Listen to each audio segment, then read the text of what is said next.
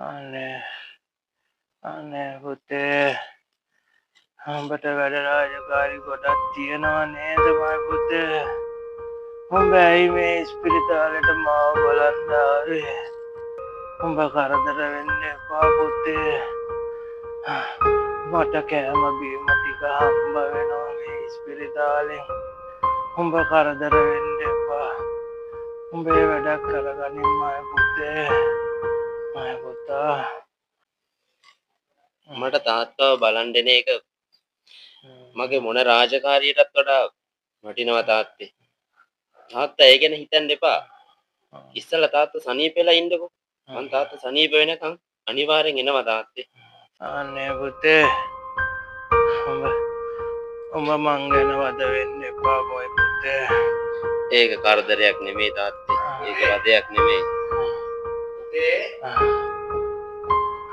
පුතේ පුතේ පුතේ ඇයි අංකල්? පුතේ මට හරි බඩගිනි මගේ රත්තරන් පුතේ. පුතාට බැරිද මට කන්න මොන හරි ගෙනත් දෙන්න? අංකල් ඒ කියන්නේ කාලා නෙවෙයිනේ ඉන්නේ නේද? හරි අංකල්.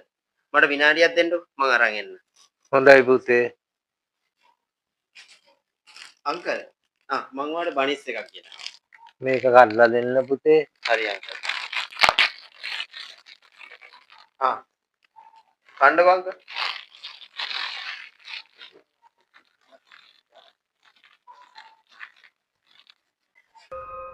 අංකල් අංකල්ගේ ළමයි ආවේ නැද්ද අංකල්ව බලන්න?